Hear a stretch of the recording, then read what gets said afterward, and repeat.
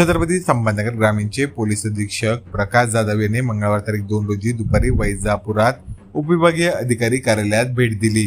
या भेटीदरम्यान त्यांनी शिऊर, वैजापूर, बिरगाव या तिन्ही पोलीस ठाण्याच्या प्रमुखांकडून आढावा घेतला।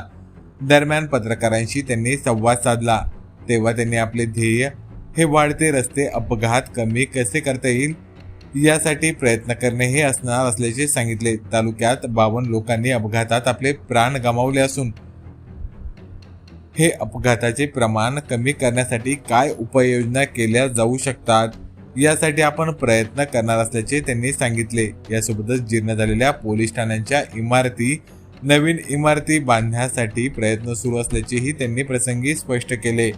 वैजापूर तालुक्यात अनधिकृत पुतळ्यांचा प्रश्न हा गंभीर असून या पुतळ्यामुळे अपघात व दोन समाजात तेढ निर्माण होईल अशा घटना घडत आहे। यामुळे अनधिकृत पुतळ्यावर कडक कारवाई करणार असल्याचे त्यांनी प्रसंगी सांगितले। दरम्यान नुकत्याच घडलेल्या बाबुळगाव गंगा येथील गोळीबार प्रकरणात स्थानिक गुन्हे शाखेच्या 2 पोलीस कर्मचाऱ्यांना निलंबित करण्यात आले असल्याची माहिती देखील प्रसंगी अधीक्षकांनी दिली आहे। मात्र या कर्मचाऱ्यांची नावे अजून गुलदस्त्यातच आहे। वाळूचे प्रकरण भोवलेले ते कर्मचारी कोण असा प्रश्न तरी सध्या आता उपस्थित आहे।